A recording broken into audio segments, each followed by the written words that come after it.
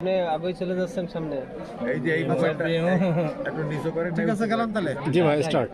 ভাই বলেন একটু রিপোর্ট দিয়েছেন, কি বুঝলেন, কি পরিবেশ? আলহামদুলিল্লাহ, আমি 4 নম্বর ওয়ার্ডের ভোটার।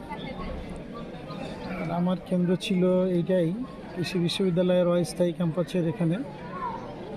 তো আমি আমার ভোট প্রয়োগ করে আসলাম গণভোট এবং মার্কার পক্ষে।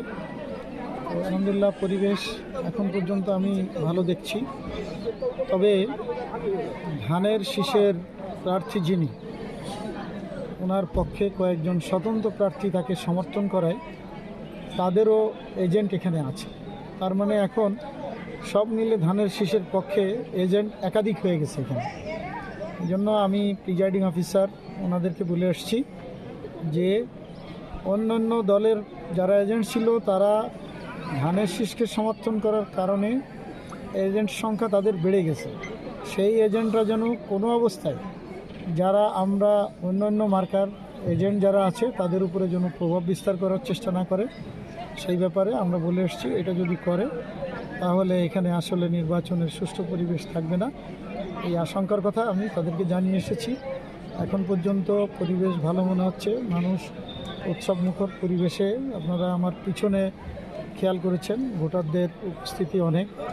তো আশা করি শেষ পর্যন্ত সুষ্ঠুভাবে এই ভোট গ্রহণের কার্যক্রম চলবে নিয়ম অনুযায়ী, সিস্টেম অনুযায়ী, এবং পরবর্তীতে সুষ্ঠুভাবে গণনা কার্যক্রম সম্পন্ন হবে।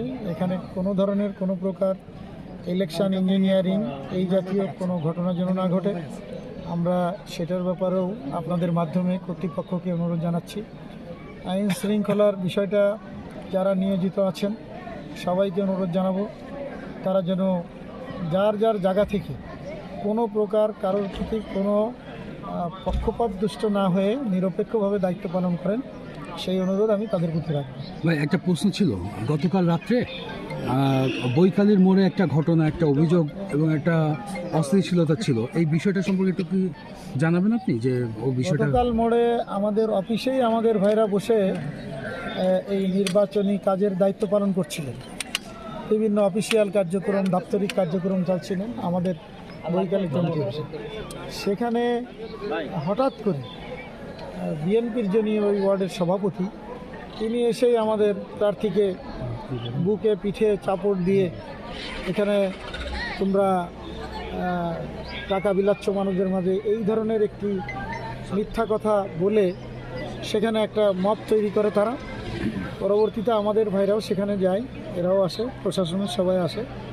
আসার পরে সেখানে একটা নিরসন হয়, প্রশাসন টেক আপ করলে বিষয়টা আমাদের ভাইদেরকে ওখান থেকে, উভয়কে তারা ওখান থেকে সরিয়ে দেয়, সেইভাবে বিষয়টার সমাধান হচ্ছে।